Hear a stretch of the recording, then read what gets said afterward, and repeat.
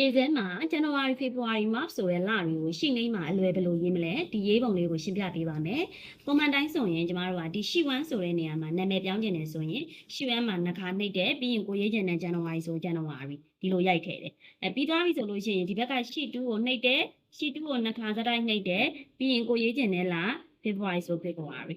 ဒီလိုမျိုးဒီနေရာမှာနာမည်တွေလိုက်ပြီးတော့ရေးနေရတာပေါ့နော်။ဟုတ်ပြီကိုကအကောင့်ပိုင်းမှာဝင်လုံနေတယ်စင်းပိုင်းတွေမှာဝင်လုံနေတယ်ဇန်နဝါရီဖေဖော်ဝါရီအများကြီးမေးခြင်းကိုတခါတည်းအောက်မှာရေးထားခြင်းနဲ့ဆိုရင်ဘယ်လိုသုံးရမလဲအခုအောက်ခြေမှာတခါတည်းအများကြီးရေးထားတဲ့နည်းလေးကိုရှင်းပြပေးမှာဖြစ်ပါတယ်ပြီးဒါဆိုရင်ကျမတို့ဒီမှာဒီလိုမျိုးအောက်ခြေမှာဘာမှမပြင်ရသေးတဲ့စာရွက်တစ်ရွက်ရှိတစ်ခုမှာ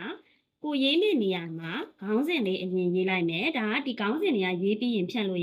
ရတယ်နော်ဒါဆိုရင် M1TH month ဆိုတဲ့ခေါင်းစဉ်လေးရေးလိုက်မယ်ပြီးရင်ကိုရေးခြင်းနဲ့လပေါ့နော်ဇန်နဝါရီကစရေးမယ်ဆိုရင် JAN ပြီးရင်ဘယ်လအထိရေးခြင်းတာလဲဒီဇင်ဘာအထိရေးခြင်းရင်ဒီဇင်ဘာပေါ့နော်အကုန်လုံးဒီလိုမျိုးလေး series ဆွဲချလိုက်မယ်ပြီးသွားရင်အဲ့ဒါလေးကိုကျမကပေါင်းခက်လိုက်မယ်ပေါ့နော်ဒီလိုမျိုးလေးအရင်ရေးမယ်ရေးပြီးသွားရင်ကျမတို့ကဒီအောက်ခြေမှာပေါ်အောင်ဘယ်လိုလုပ်ရမလဲဆိုတော့ pipit tableဒါမှမဟုတ်ပိုင်ပုတ်တေပဲပြပြလို့လည်းခေါ်တယ်ပိုင်ပုတ်လို့လည်းခေါ်တယ်အဲ့ဒီတေပဲလေးအရင်ဖန်ပြီးလိုက်ရင်ရပါပြီဒါဆိုရင် insert tag ကိုနှိပ်ပါဒီမှာရှိတဲ့စာတွေပေါ့ဒါမှမဟုတ်အကုန်လုံးကိုဆက်လက်မှတ်ထားလဲရတယ်နော်ဒါဆိုရင် click ချထားမယ်ပြပြတေပဲကိုနှိပ်မယ်ပြီးရင် from table range ဆိုတဲ့စာလေးကိုနှိပ်မယ်ဒီမှာ selection ဝင်နေရမယ်ဒီစာတွေအကုန်လုံးမှာမဝင်ဘူးဆိုရင်ဒီမှာ select ပြန်မှတ်ပြီးတော့ပြန်ပေးမယ်နော်ပြီးရင် new worksheet ကိုပဲယူလိုက်ပြီးတော့ okay နှိပ်လိုက်ပါဒီလိုပုံစံမျိုးလေးပေါ်လာပါလိမ့်မယ်ပေါ်လာပြီးရင်ကျမတို့ pipit တွေပဲဇယားလေးကျလာပါလိမ့်မယ်ဒီလိုမျိုး pipit တွေပဲဇယားကျလာပြီဆိုရင်ကျမတို့ကဒီမှာခေါင်းစဉ်ဒီဘာပဲရှိရလဲဆိုတော့ map ဆိုတဲ့ခေါင်းစဉ်ပဲရှိတာအဲ့ဒီ map ဆိုတဲ့ခေါင်းစဉ်လေးကိုဖိမယ် filter တွေကိုလာပြီးတော့ထားလိုက်မယ် filter တွေကိုလာထားရင်ဒီလိုပုံစံမျိုးလေးပဲပေါ်နေတယ်ဟုတ်ပြီနော်ဒါဆိုရင် map ဆိုတဲ့ခေါင်းစဉ်လေးကိုဒီ filter ထဲမှာလာထားမယ်ဒါပြီးရင်ရပြီဒီ paper ဘုတ်တွေပဲဒီကမလိုတော့ဘူးပေါ့နော်ဟုတ်ပြီဒါဆိုရင်ဒီအောက်ခြေလေးကိုရောက်သွားအောင်ကျမတို့ဘယ်လိုပြောင်းမလဲပြောင်းမှာကတော့လွယ်ပါတယ်ဒီမှာကျမတို့ pivot table option တွေကိုသွားလိုက်ရုံပါပဲပြီးရင်ဒီမှာ show report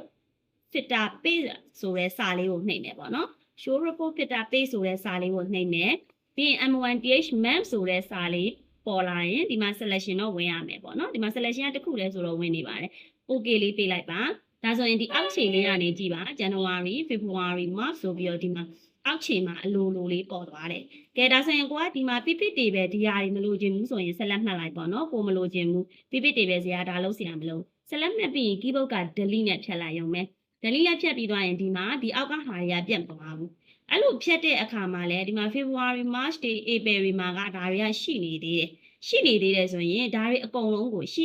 အကုန်လုံးမှာဖြတ်ချင်တယ်။ဖြတ်ချင်ရင်ပထမရှိမှာ click ချဥပမာဇန်နဝါရီဆိုဇန်နဝါရီမှာ click ချပေါ့နော်ဒီမှာဇန်နဝါရီကတစ်ခုချင်းစီလိုက်ဖြတ်ရင်တော့ဆက်လက်မှတ်ပြီးဖြတ်လိုက်ရုံပါပဲအဲ့လိုမဟုတ်ဘူးကိုကတခါတည်းအကုန်လုံးကိုဖြတ်ချင်ရင် February မှာဆက်လက်မှတ်မယ်ပြီးရင်8ကိုဖိလိုက် keyboard က8ကိုဖိပြီးနောက်ဆုံးပိတ် May ကိုသွားချင်တယ်ဆိုရင် May ထိဆက်လက်မှတ်ပြီးသွားရင်ဒီမှာကိုဖြတ်ချင်တဲ့ဟာကိုဆက်လက်မှတ်ပြီးရင် keyboard က delete နဲ့နှိပ်လိုက်ဒါဆိုရင်စာမျက်နှာထဲမှာ click ချကြည့် February မှာလည်းပြတ်တယ် March လမှာလည်းပြတ်တယ် April မှာလည်းပြတ်တယ် May လမှာလည်းပြတ်တယ်ဒါဆိုရင် January February ဆိုတဲ့လလေးတွေကို pipit table လေးအသုံးပြုပြီးတော့အောက်ခြေလေးတွေမှာချက်ချင်းတန်းရေးလို့ရတယ်ဒီမှာပေါ်နေတဲ့ pipit table လေးတစ်ခါတည်းဘယ်လိုဖြတ်လို့ရလဲဆိုတာရှင်းပြပေးတာဖြစ်ပါတယ်